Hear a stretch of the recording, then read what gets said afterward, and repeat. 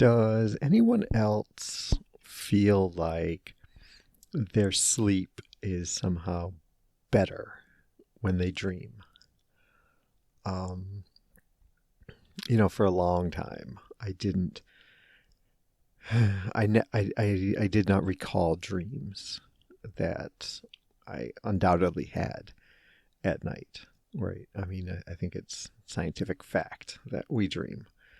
Um, and I think the idea is you have to wake up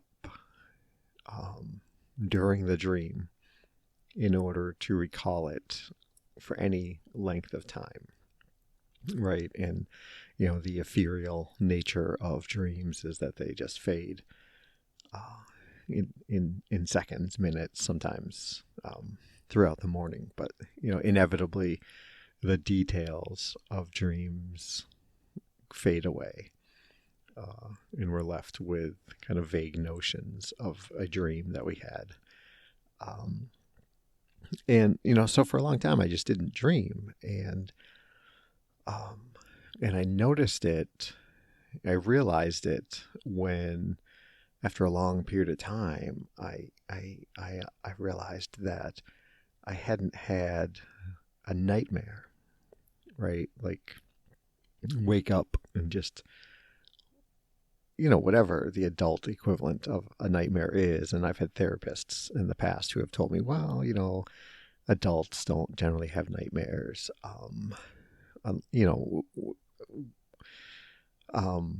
without extenuating circumstances, right? Maybe PTSD or,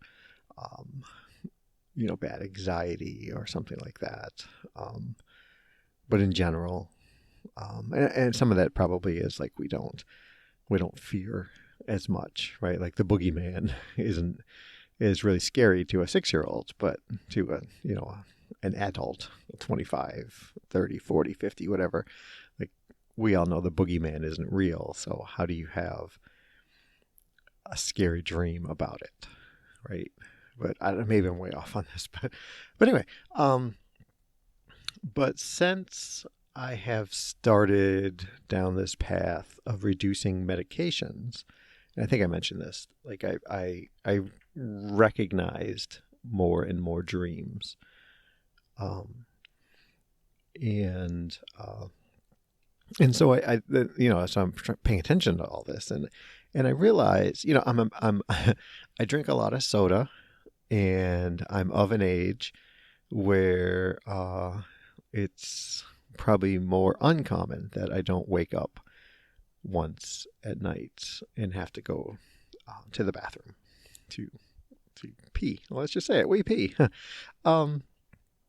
And it just seems like more and more frequently that I wake up in a dream, from a dream state. And it somehow feels like that was a session of better sleep, like a more meaningful, worthwhile, worthy time of sleep. And I'm just wondering if anybody else thinks this way, right? Like, and I'm not talking about, like, I don't necessarily feel more rested or that it was restorative sleep. Just like, hey, all right, that was like, look, like something happened during that sleep that was productive sleep in a weird way, right? And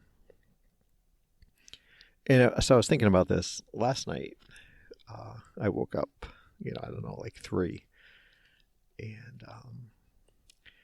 and from a dream, which of course I cannot remember any longer what it was about. I don't even have a clue, but I have the vague recollection that it was like it was interesting, right? And like I felt good about that time of sleep, and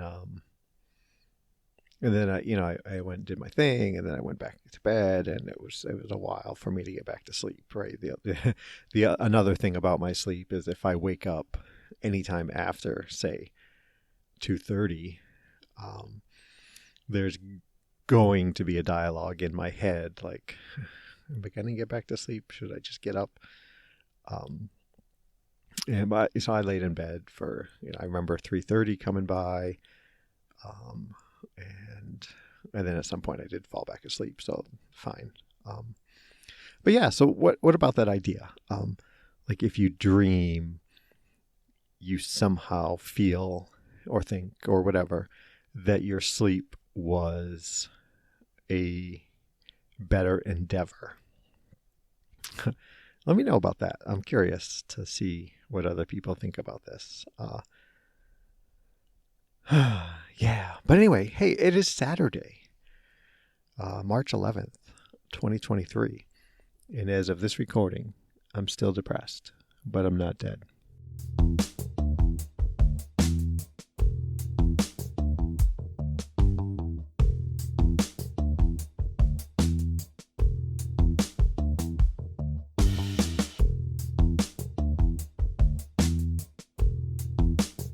So a medication thing is, so I'm down now. I take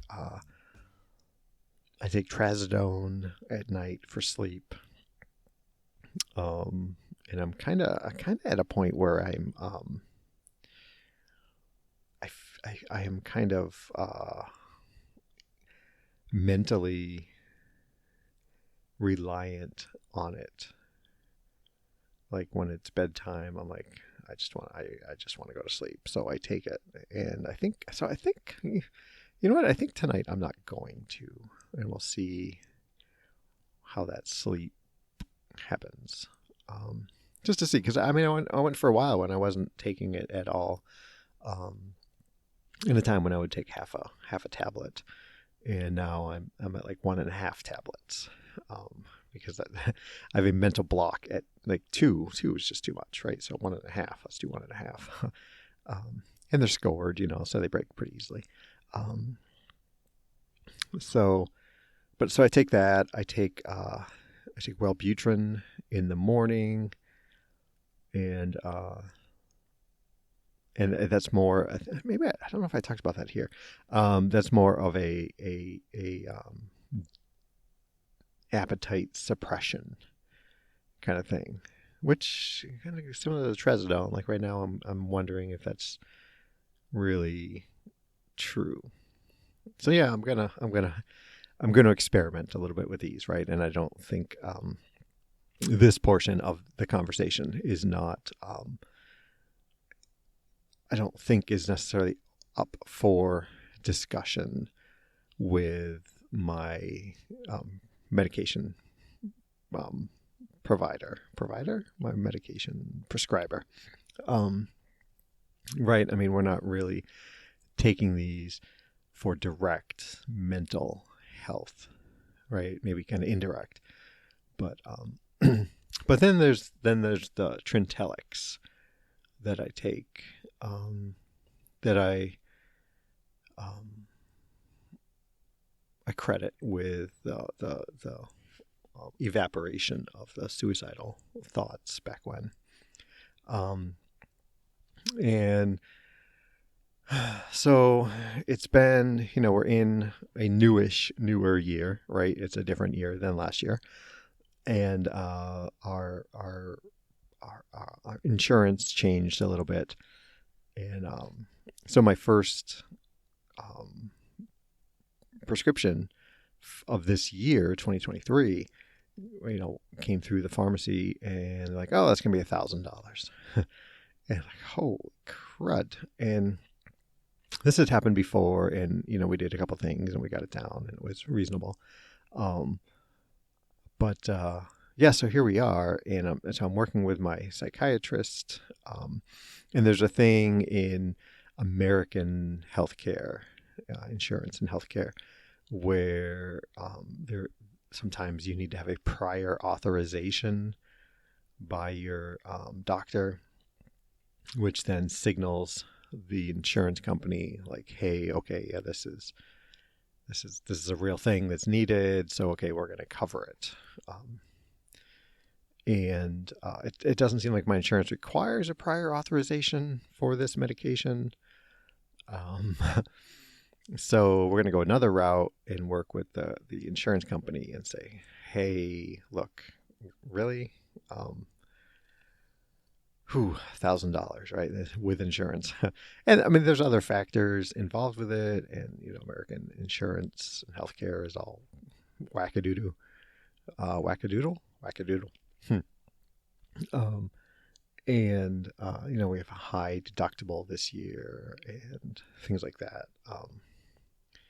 And I'm not going to bore you all with that too much. But so we're working on that. But so in the meantime, my doctor has given me samples of this Trintellix while we try to clean this all up and get this all washed through. And the samples that they had or have readily available in the office are 5 milligram tablets, and my prescription is for 10. So they gave me whatever, like 2 weeks supply, 4 weeks supply of 5 milligram, with the idea that it would double up, right? So 10 milligrams a day. So JP being JP, I'm like, well, I've kind of been on this thing, and I've got 5 milligrams, and they're not scored, right? The 10 milligrams, so it's not an easy reduction in that sense. So I'm like, well, I'm just gonna try. What the heck? I'm gonna try this. I'm gonna start taking 5 milligrams,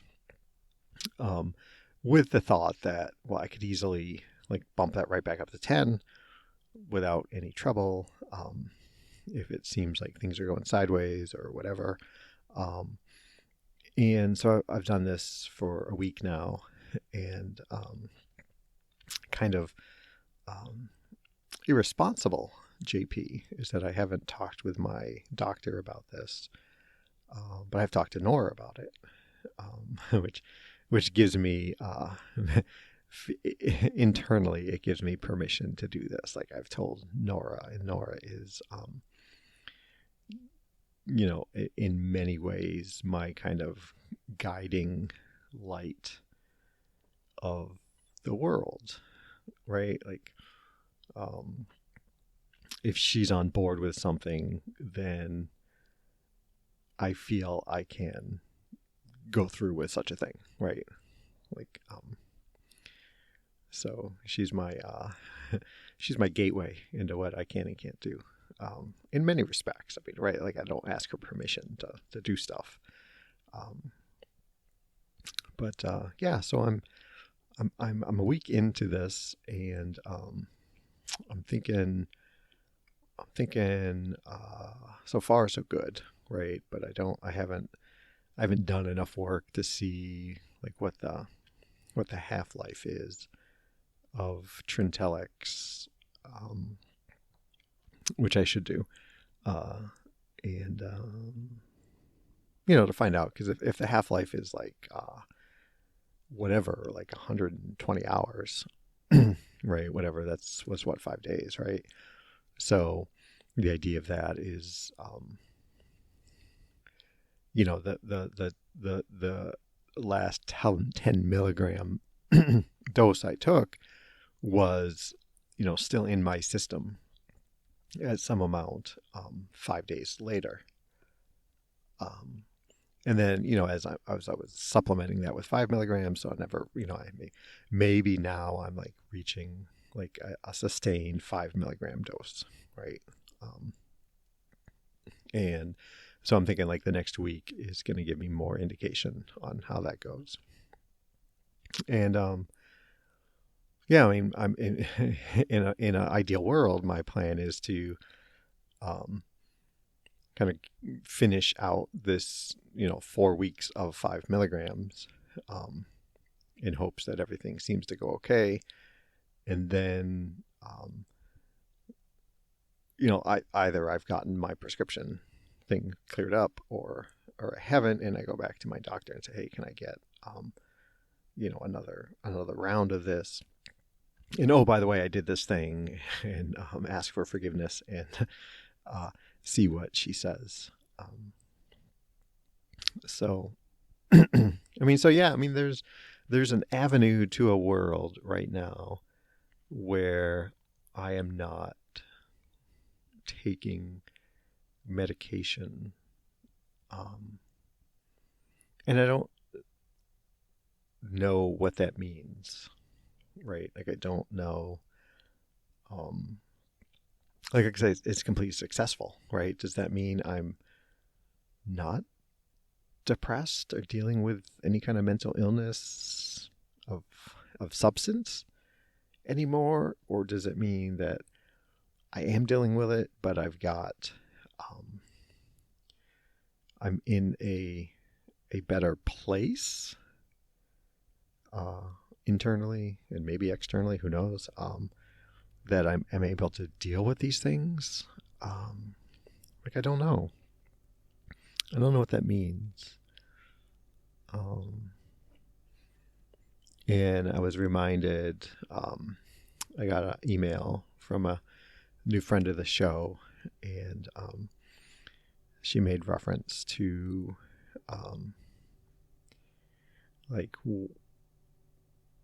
wondering, does she, who is she without her depression?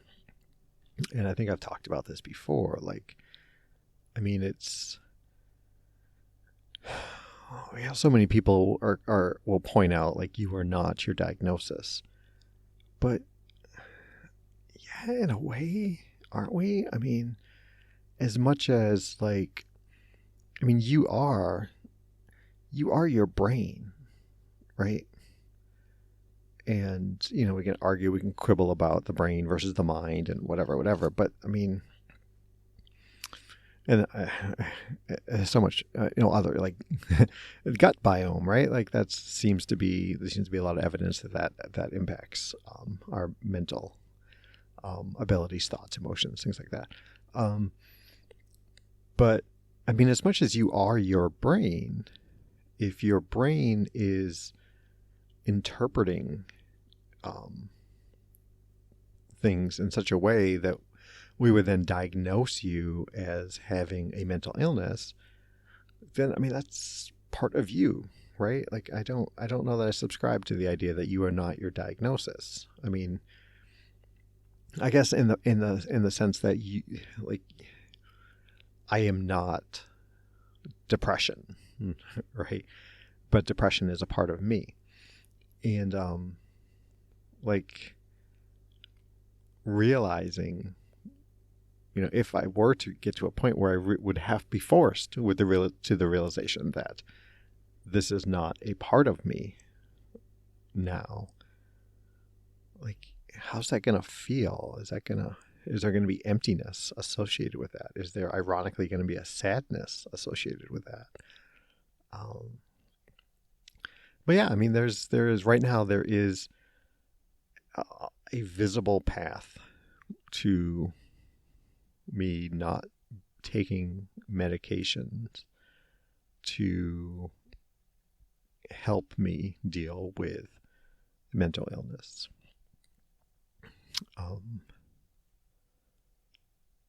I don't know what that means. Like I said, I just don't know what that means. And can I, can I keep doing the podcast at that point? Right? I don't know.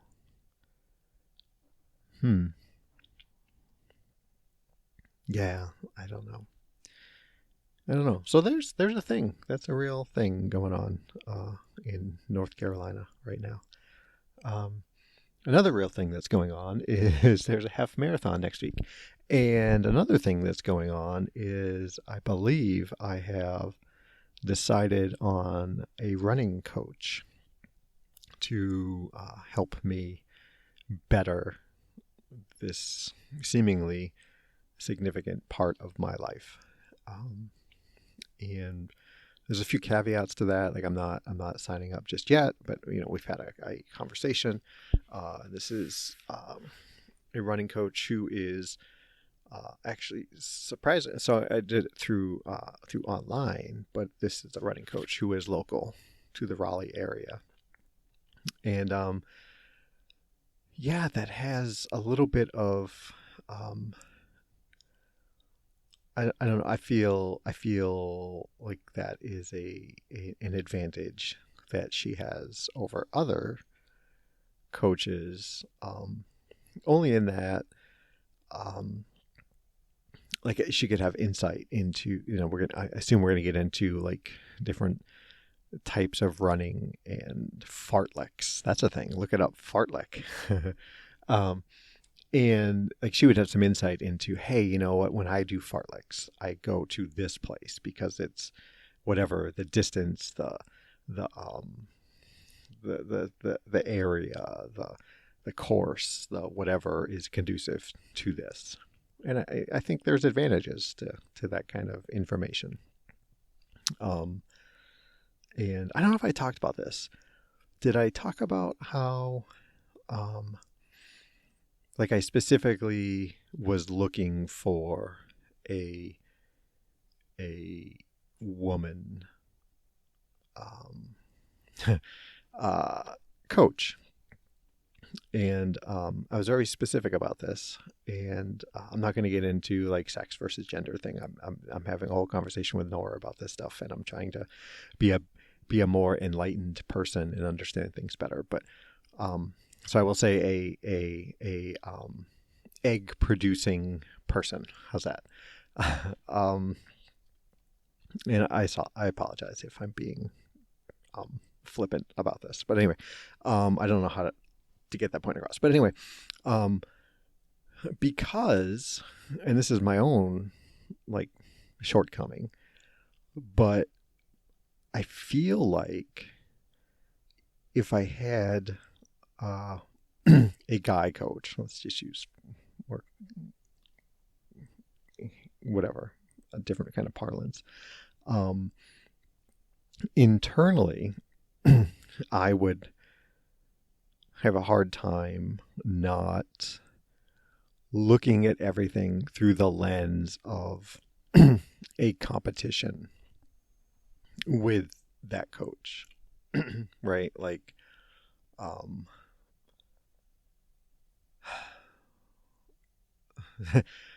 there's a running joke in my life with Dave. You all remember Dave, where in the movie, the Disney movie, animated movie Mulan, there's a whole scene where like the leader of the army is like he wants the song. I think the song is titled "Be a Man," right? And it's very sexist at this point, right? But at the time, and obviously time before that, it was funny in how it relates to this. But the whole idea is like you be a man and you're tough and you're strong and you're competitive and whatever, fit for this job of fighting the Huns, right? And jokingly, Dave called it the JP song, right? And it's not a like, oh, you're such a little girl kind of thing. It was a joke on the idea of what it meant to be a man, right? So it was all tongue in cheek, not a very serious thing, right? It wasn't belittling. But in my head, or not because of this joke, but in my head, like there's a part of me that's still like that. And I think in any kind of it's not even that, but I was going to say in any kind of like physical realm, arena, like I feel like I would build up this competition that I would inevitably come up short against a male coach. I haven't unpacked that all yet. But anyway, so the point being that like I was searching out, and not to say like now I'm the man and you're just a woman coach kind of thing, but there's just something less confrontational, less competitive, and all coming from me. And I was talking with Nora about this, and I do all these races and things like that, and like there is a divide, there is something different, and like there are probably just as many people faster than me as there are slower than me in any given area, right? But like being, I don't know, I'm just digging myself in a hole, and I'm painting myself in a whole different light here, and probably some of you are going to get mad at me. But I just don't feel competitive against women, in that, like, I don't care, I guess. I don't have, I don't know what the word is. Care seems so callous. But I don't care that a woman outperforms me, right? But I guess because I identify as a man, like any man who outperforms, except we get into like elite athletes, we get to like my demographic, right? So there's like this other 50-year-old that's 45 to 55, whatever, even older, 60, whatever, like who outperforms me. There's going to be a little nagging in the back of my head, like, well, why aren't you like that, you loser, right? Like, I don't know what that is. I don't know where that comes from. But yeah, that's a real thing. I guess that's what we talk about here, right? It's a real thing. I don't know. Feel free, please, to ask me questions about this if you have questions. Please don't jump to a conclusion or accuse me of something. Like I should have parsed this out better before I talked about it here. But I get it. It's entirely me. It's a me thing. It's not a out there thing. It's all internal with me. And I don't know, what is that? I don't know what that is. Anyway, so long story, long, curvy, winding road. I decided on a coach, and like we decided like we're gonna wait till after this upcoming half marathon, which is next week, because there's realistically very little that she's going to be able to provide me that's going to change the outcome of that race, right? And I just, whatever, I'm not going to throw money at it at that point. And then I'm going to go another week after that, basically because I've got the 21st, something, I don't know, the Tuesday after the race, I've got a cardiologist appointment, and I want to allow for him to say, well, you know what, maybe you should just like do like non-aggressive exercise or movement for the next 2 weeks while we strap this heart rate monitor on you and we see what's going on. And so again, like I don't want to throw money, so I'm going to wait until after that appointment to then set up this coach. So yeah, so I mean, in a way, this is like a big thing for me because I'm not comfortable with the kind of running training that goes on, right? I mean, there's there's all these different things like, easy runs and fartleks, like I said, and then like tempo runs, and go easy for 22 minutes, and then go hard for 5 minutes, and then go easy for 3 minutes. Like my brain has not developed as a runner to think like that. Like my brain is, I'm going to run 5 miles. Here I go.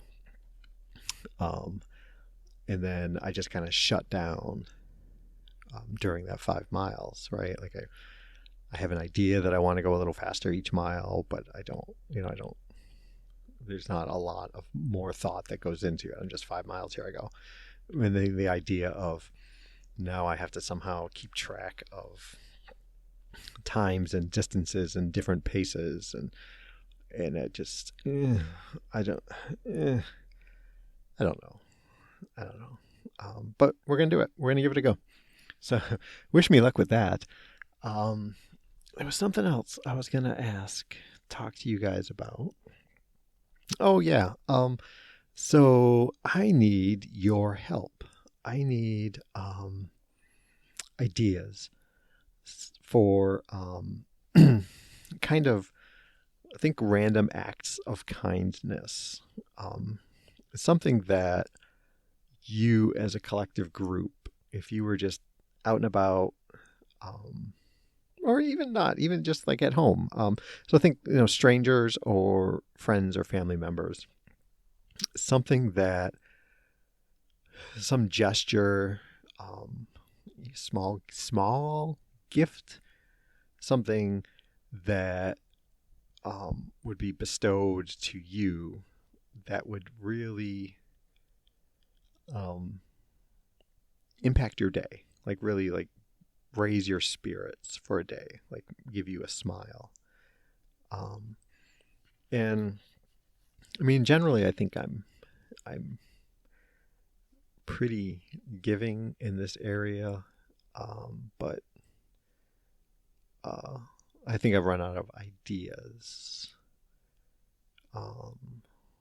Maybe I'm not as giving as I think I am, and I just want to like bump it up, and I like some ideas. So something, whatever. Like pay for someone's coffee randomly, or receive a note in the mail, or a text message, or something. I hopefully you get what I mean. Like it's really small, almost like token gifts or ideas or thoughts or actions.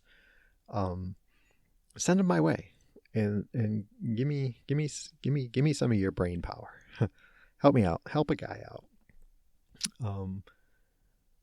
Because I would like to do more of this, and I need to crowdsource ideas on what actually is meaningful versus kind of hokey or whatever. I've talked too long. And I've lost even more of my vocabulary. It's like 44 degrees now, so it's time to go run. So thank you. Thank you, everybody, for spending the past 35 minutes with me. I appreciate you spending a little time with me, taking time out of your day, applying energy towards my rambliness. You can reach out to me. You can find me a couple of different places. Facebook.com/Jamolke, at Jamolke on TikTok, at Jamolke on Instagram, and somewhere else. I don't know where. But that's JAMOALKI. Boy, this is terrible. Or you can text me here in the U.S. 248-648-1419. Worldwide on WhatsApp +1 248-648-1419. Let me know how you're doing. Maybe give me some feedback on the things that I've said here today. And again, be nice. If I'm way off target with something, and you're like, this guy just doesn't get it, please, I implore you, take a minute to try to educate me. so I can be that better person. So yeah, thanks everybody for listening. I hope you're doing well. And everybody be safe.